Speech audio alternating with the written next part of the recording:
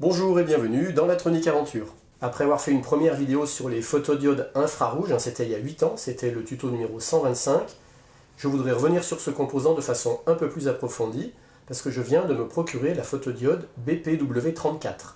J'aurai besoin de cette photodiode parce qu'elle est plus rapide que mon ancien phototransistor. L'avantage d'un phototransistor, c'est qu'il sera très sensible, mais son inconvénient, c'est qu'il sera plutôt lent au niveau des fréquences. Par contre, une photodiode, elle pourra monter plus haut dans les fréquences, mais par contre, elle sera moins sensible. En effet, un phototransistor, c'est en quelque sorte une photodiode couplée à un transistor. Donc c'est pour ça qu'un phototransistor sera toujours moins rapide qu'une photodiode. Une photodiode peut fonctionner en 3 modes différents, en mode photovoltaïque, en mode photoconducteur ou en mode diode à avalanche. On va regarder ces différents 3 modes. Pour l'étude de ces 3 modes, dans cette vidéo, je vais tout le temps utiliser la diode BPW34. Elle est surtout photosensible aux infrarouges dans la gamme des 950 nanomètres. Avant de commencer, première chose à faire, repérer où est l'anode et où est la cathode. Premier moyen, sur une patte, il y a une toute petite aspérité, elle est ici, là on ne la verra pas, mais ça indique la patte de la cathode. Deuxième moyen, on voit que sur cette partie-là, il y a un tout petit fil très fin entre cette partie métallique blanche et la cellule photoélectrique noire. Il y a un tout petit fil ici, c'est le côté anode. Et sinon, le troisième moyen, c'est d'utiliser un testeur de composants. J'insère la photodiode, je mets sous tension, et qu'est-ce que ça dit? Que c'est une diode, que sa tension de seuil en polarisation normale est de 749 mV, que l'anode correspond à la broche 1 et la cathode à la broche 3. Donc anode ici à gauche et cathode ici à droite. Regardons maintenant ensemble le premier mode d'utilisation d'une photodiode, le mode photovoltaïque. Dans ce mode d'utilisation, on dit qu'on ne va pas polariser la photodiode, c'est-à-dire qu'on ne va pas la relier directement à une alimentation. Mais par contre, sous l'effet de la lumière, la photodiode va se polariser toute seule. Elle aura un pôle positif du côté de l'anode et un pôle négatif du côté de la cathode. Et ainsi, elle va se comporter comme un minuscule panneau solaire qui pourrait créer de l'électricité. Ici, ça sera le pôle positif, ici, le pôle négatif. Et du coup, notre photodiode reviendrait un peu à ça. Elle se transformerait en quelque sorte en une petite alimentation, avec un pôle positif, un pôle négatif qui pourrait alimenter un petit circuit. Alors par contre, les courants créés par cette photodiode seront très faibles. On va regarder ça tout de suite concrètement avec un petit montage très simple. Voici la photodiode, à gauche l'anode, à droite la cathode. Comme vous le voyez, elle n'est pas polarisée parce qu'elle est reliée à aucune alimentation. À ces bornes, je viens brancher un voltmètre et on va regarder ce qui se passe quand elle est exposée à la lumière. Je mets le voltmètre en position mesure de tension, je vais mettre en millivolts. Et qu'est-ce qu'il m'indique? Il trouve presque 300 millivolts, rien qu'avec la lumière ambiante. Si j'occulte la photodiode, on voit que la tension descend un petit peu. Pas beaucoup parce qu'il y a encore de la lumière qui passe, je pense. Là, si je la mets dans un bouchon, on voit que la tension descend encore. Et maintenant, si j'approche une lampe, très près, on voit que plus la photodiode reçoit de lumière, plus elle se polarise, et donc plus la tension à ces bornes augmente. Là, on est pratiquement à 600 millivolts. Donc on voit bien que cette photodiode se conduit comme un micro-panneau solaire. Même expérience, mais maintenant avec un oscilloscope. Vous allez voir, il y a quelque chose d'intéressant. Là, je suis réglé en échelle verticale pour 1 carreau égale 200 millivolts. Donc on voit qu'en lumière ambiante, j'ai à peu près 300 millivolts de tension aux bornes de la photodiode. Là maintenant, je vais l'éclairer fortement comme tout à l'heure. Voilà, je rapproche la lampe. On voit que la tension monte pratiquement à 600 millivolts. Donc ça, ok. Mais maintenant, comme tout à l'heure, je vais rajouter un petit capuchon sur la photodiode pour faire en sorte qu'elle reçoive quasiment plus de lumière. Et là, regardez ce qui se passe. Voilà. Donc on voit que la tension n'est pas stable à l'oscilloscope. Donc là, je ne comprenais pas trop ce qui se passait. Mais en fait, si on veut éviter ce genre de problème, eh bien voilà ce qu'il suffit de faire. Il suffit de rajouter aux bornes de la photodiode une petite résistance. Et maintenant, quand la photodiode reçoit peu de lumière, eh bien sa tension est vraiment à 0 volt. Et puis quand on lui met de la lumière, on retrouve la même progression que tout à l'heure. On arrive quasiment à retrouver nos 600 mV de tout à l'heure. Mais par contre, c'est vrai que quand là j'éteins la lampe, j'ai quand même une lumière ambiante, comme tout à l'heure. Et tout à l'heure, quand j'avais une lumière ambiante, j'étais à peu près à 300 mV. Mais là, je suis directement à 0. Par contre, quand je la mets complètement dans le noir, là je rajoute le capuchon dessus, je n'ai plus les oscillations que j'avais tout à l'heure. J'ai vraiment une tension parfaitement stabilisée à 0 V. Donc en ajoutant une petite résistance en parallèle, on a perdu un peu en sensibilité, mais par contre on a supprimé les parasites. On vient de mesurer maintenant avec le voltmètre ce qu'on appelle la tension VOC, c'est-à-dire la tension en circuit ouvert. On va maintenant mesurer le courant de court-circuit que peut produire cette petite photodiode. Et pour ça, on va se servir d'un ampèremètre. Pour ça, je vais me servir de ce multimètre Owen. Je me suis branché ici sur les milliampères. Là, je viens sélectionner les courants continus. Et je me mets en mode milliampères. Voilà, donc là on voit qu'actuellement, je n'ai aucun courant de court-circuit puisque il est trop faible. Maintenant, je vais allumer cette petite lampe. Et là, on voit que on a déjà un petit courant. Et plus je vais rapprocher la lampe, plus ce courant de court-circuit va augmenter. Quand je suis au plus près, je vois que je peux aller pratiquement jusqu'à 6 mA. Voilà, là je suis à 6 mA. Donc ça, c'est ce qu'on appelle le courant de court-circuit. Le courant de court-circuit, c'est justement quand on vient relier les deux pôles directement sans aucune charge. Quel est le courant qui circule d'un pôle à l'autre? Donc là, c'est 6 mA avec cette petite lampe. Alors après, c'est vrai que ça, c'est pas une lampe qui émet que des infrarouges. Il faut savoir que la photodiode BPW34 est surtout sensible dans la gamme des ondes infrarouges, 950 nanomètres. Donc je pense que si on utilisait une source d'infrarouge pure, on pourrait obtenir encore plus de courant de court-circuit. Là tout de suite, la première question qui nous vient à l'esprit, c'est que est-ce qu'on pourrait se servir de ces photodiodes là, comme ça, pour par exemple allumer une LED? Il est clair qu'avec une seule photodiode, la réponse est non, puisqu'on a vu que le maximum qu'on pouvait obtenir sans charge tension à vide, c'était 0,6 volts. Et puis là, on aurait un courant maximum de 4-5 mA. Donc déjà, pour qu'une LED s'allume, il faudrait qu'on ait au moins 2 volts. Donc c'est clair qu'avec une seule photodiode, on ne peut pas. Mais par contre, avec plusieurs photodiodes en série, est-ce que c'est possible? On va regarder ça tout de suite.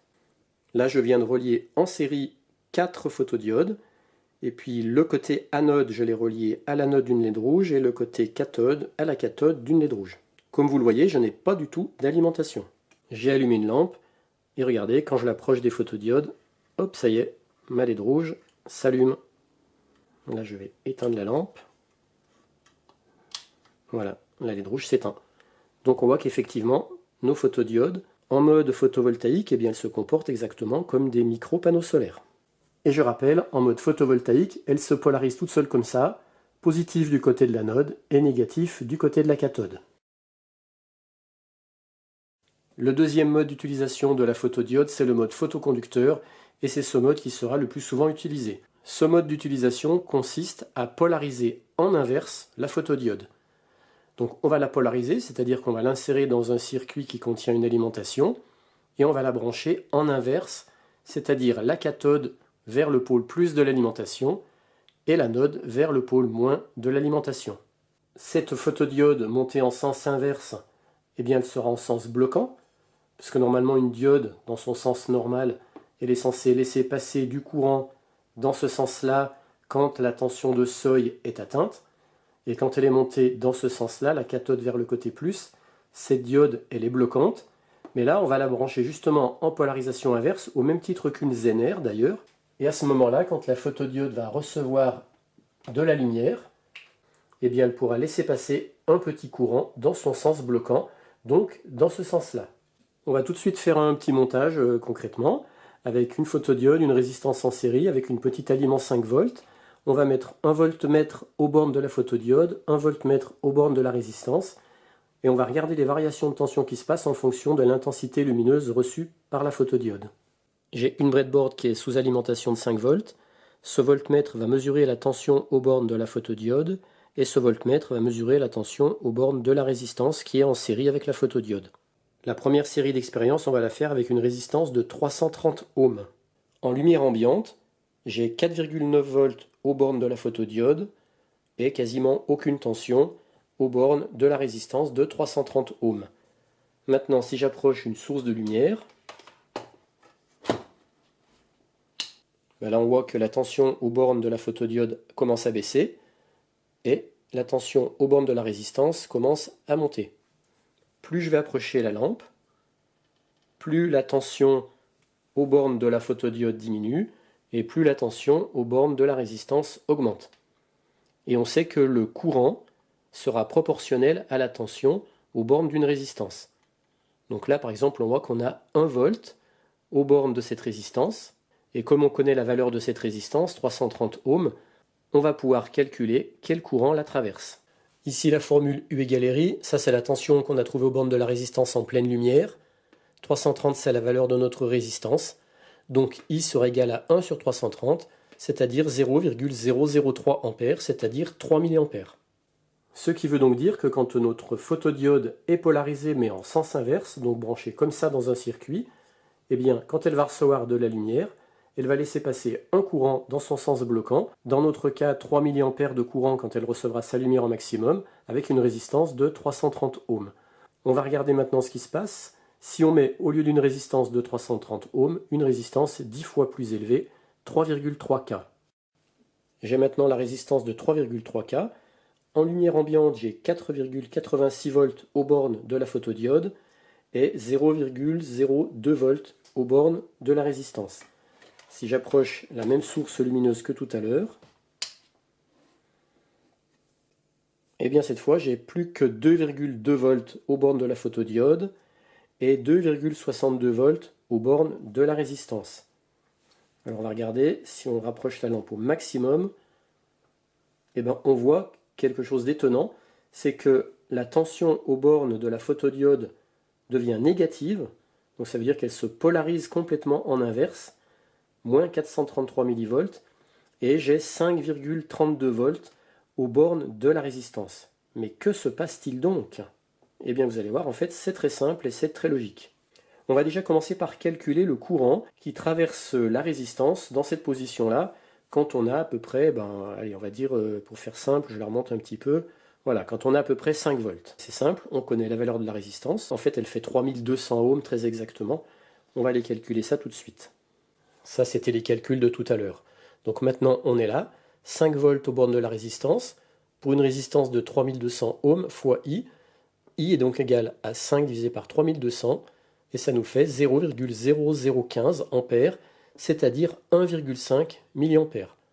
Je vous rappelle, tout à l'heure, on avait 3 mA. Donc qu'est-ce qu'on remarque? C'est qu'en prenant une résistance 10 fois plus élevée, à peu près 10 fois plus élevée, on n'a que 2 fois moins de courant. C'est surprenant, hein? Mais maintenant, on va regarder comment est-ce qu'on a pu trouver aux bornes de la résistance une tension supérieure à la tension de l'alimentation. Donc là, je vais actualiser les valeurs.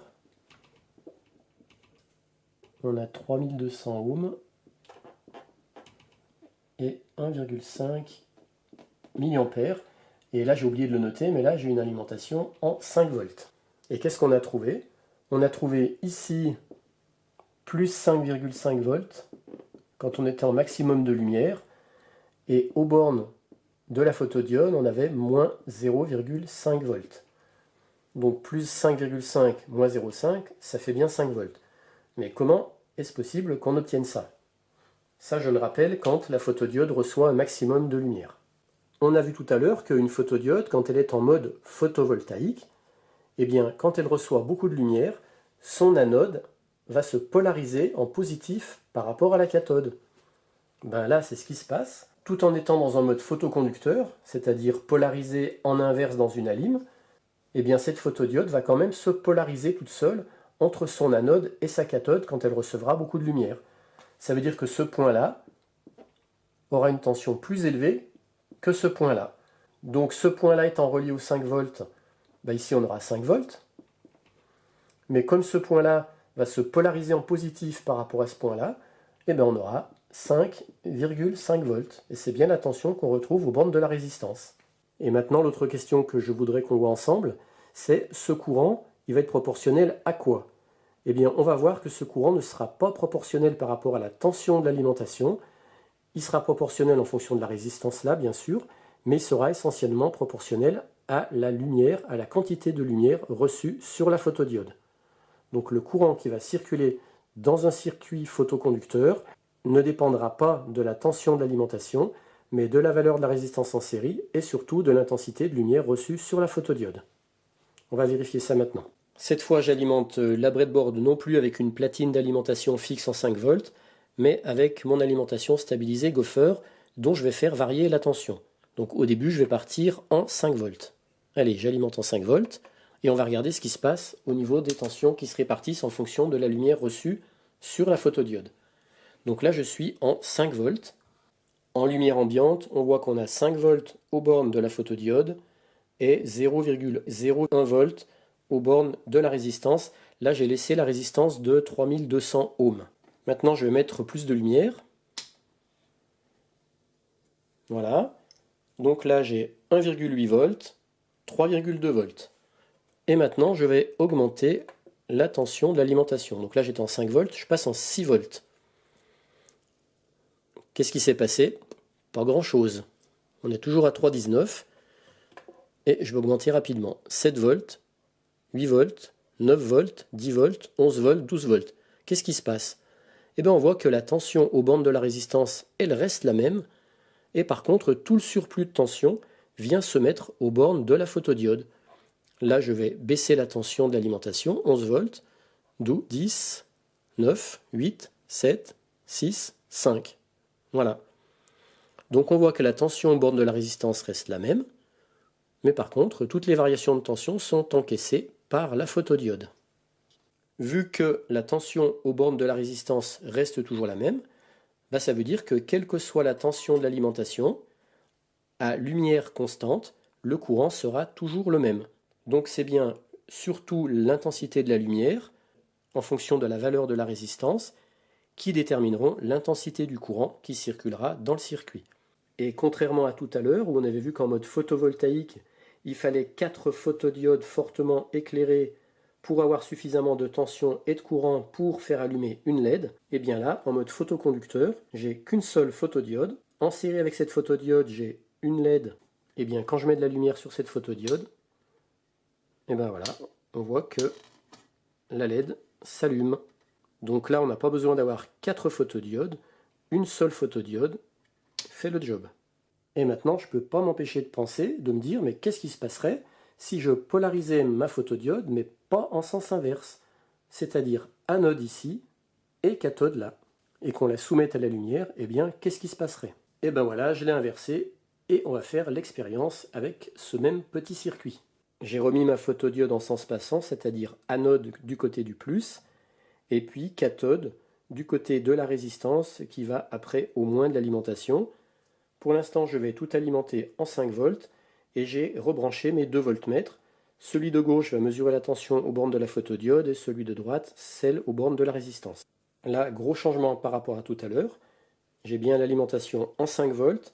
En lumière ambiante, j'ai seulement 0,6 volts, enfin 0,59 volts aux bornes de la photodiode et 4,42 aux bornes de la résistance. Maintenant, si je mets plus de lumière, qu'est-ce qui se passe? On voit que au maximum, j'ai une tension de 0,62 volts aux bornes de la photodiode et 4,4 aux bornes de la résistance. En fait, c'est normal parce que ma photodiode, là, elle est en sens passant. Et donc, on retrouve sa tension de seuil. Quand je l'avais testé en début de vidéo pour savoir où était l'anode et la cathode, elle m'avait donné une tension de seuil de à peu près entre 0,6 et 0,7 volts. Je ne me rappelle plus exactement. Mais en fait, c'est tout simplement la tension de seuil d'une diode en sens passant. Et si j'augmente la tension de mon alim, du coup, là, contrairement à tout à l'heure, toute la tension va se répartir aux bornes de la résistance, mais la tension va rester la même aux bornes de la diode parce qu'elle est passante maintenant. Donc en fait, elle ne limite plus le courant. Donc c'est pour ça que là, plus je vais augmenter la tension, plus la tension aux bornes de la résistance va augmenter, et plus le courant sera important dans le circuit. Donc là, il faudrait faire attention à ne pas dépasser un courant trop élevé. Et là maintenant, j'ai 9 volts, donc j'ai 8,37 volts ici, donc j'ai un assez gros courant qui circule dans le circuit. Et si je coupe la lumière, qu'est-ce qui se passe? Il ne se passe pas grand-chose. On voit que la tension aux bornes de la photodiode n'a pas bougé, et la tension aux bornes de la résistance non plus. Donc on a la démonstration que la photodiode, si on la branche dans le sens passant, du coup le courant n'est pas du tout proportionnel à la lumière qu'elle reçoit. Donc en fait la photodiode, elle ne remplit plus du tout la fonction de photodiode, mais tout simplement de diode. Donc c'est pour ça qu'une photodiode, pour s'en servir en mode photoconducteur, il faut vraiment la polariser en sens inverse. Conclusion, polariser une photodiode dans son sens passant, ça n'a aucun intérêt parce que l'effet photodiode ne marche pas du tout, donc autant utiliser une diode classique. Le troisième mode d'utilisation de la photodiode, c'est le mode avalanche. Donc dans ce cas-là, on la polarise toujours en sens inverse, et il faut faire en sorte que, en l'absence de lumière, la tension à ces bornes soit juste en dessous de sa tension d'avalanche, ce qui est indiqué dans la datasheet, ce qu'ils appellent le breakdown voltage. Donc la BPW34, elle est donnée pour une tension d'avalanche, breakdown voltage, d'un minimum de 60 volts. Donc là, je ne vais pas refaire l'expérience parce que moi, je ne vais pas manipuler du 60 volts. Mais dans le principe, ça serait par exemple, on vient insérer cette photodiode dans un circuit alimenté, par exemple en 59,5 volts. Enfin, il faudrait vérifier quelle est son exacte tension d'avalanche. On va supposer qu'elle serait de 60 volts. Eh bien, on prendrait une alim qui serait juste en dessous, de 59,5 ou 59,8 par exemple. Et le principe, c'est que dès que cette photodiode va être soumise à de la lumière, d'un seul coup, elle va laisser passer tout le courant, puisqu'elle sera en mode avalanche. Donc au lieu d'avoir un courant qui serait proportionnel à la lumière quand elle était en mode photoconducteur, où on aurait donc un petit courant qui augmente progressivement en fonction de la lumière, en mode avalanche, là d'un seul coup, le courant passerait de 0 à une grosse valeur, très brutalement, dès qu'elle serait soumise à un tout petit peu de lumière. En fait, une photodiode en mode avalanche, elle se comporte un petit peu comme une diode Zener. Dès qu'on franchit ce seuil de tension, de ce coup, elle devient complètement passante et elle ne limite plus du tout le courant. Mais sauf que là, ça sera la lumière qui va déclencher le mode avalanche, contrairement à la Zener où simplement c'est une augmentation de tension qui fait qu'elle bascule en mode avalanche.